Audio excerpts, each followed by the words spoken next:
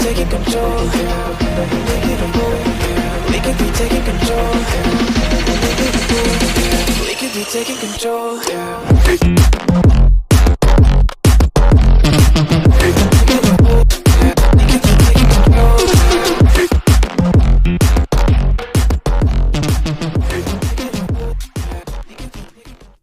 We could be taking control. We could be taking control. We could be taking control.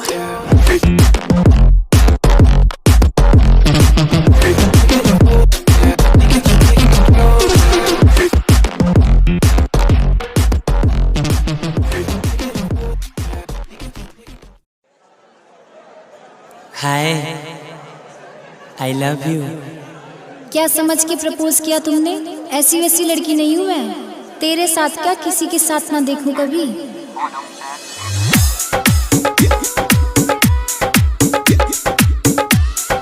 Singing by गौरव ठाकुर। तू बाहर घूमती थी किस लड़के के संग में, तेरी चढ़ी जवानी जो रंग गई उसके रंग में, तेरी खींच के फोटो तेरे घर ले जाऊंगा, तेरी मम्मी से बताऊंगा। अरे नहीं ना, अरे नहीं ना, तेरी मम्मी से बताऊंगा। अरे नहीं ना, नहीं ना, तेरी मम्मी से बताऊंगा। मम्मी मारेगी। तेरी मम्मी से बताऊंगा। अच्छा जो बोलोगे वो करूंगी बाबा। पक्का पक्का पक्का पक्का। मुझे बाबू बोल, हाय मेरे बाबू, सोना बोल, हाय मेरे सोना, लाड लड़ा ले, ओए मेरे लड्डू, प्यार जता ले। ओ ला ला ला मेरे बाबू। विजय श्री डिजिटल ऑडियो मटियार कला सीतामढ़ी। मुझे ऐसा लगता था किसी के हाथ न आएगी, पता नहीं किस चूक के साथ पट जाएगी। तेरा क्या ले रखा है करी मैंने कौन सीखता, पीछा छोड़ने का मेरा क्या लेगा रे बता बता बता।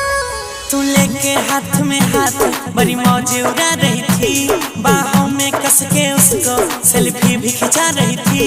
ये सारी सेल्फी तेरी इंस्टा पे मैं गिराऊंगा, गा गा गा।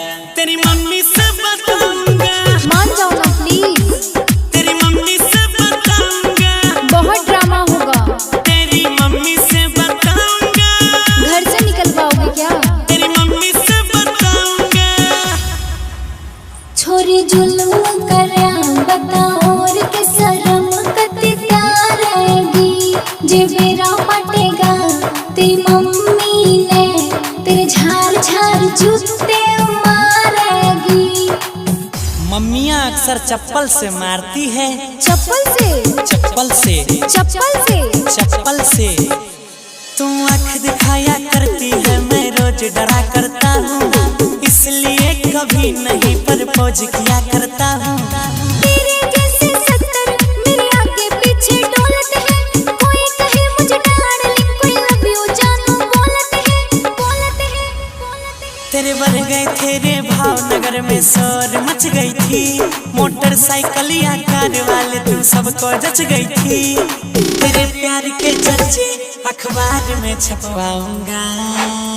नो तेरी मम्मी से बताऊंगा। पागल हो क्या, पागल हो क्या? तेरी मम्मी से बताऊंगा। पिटवाएगा मुझे तू। तेरी मम्मी से बताऊंगा। ना यार ना।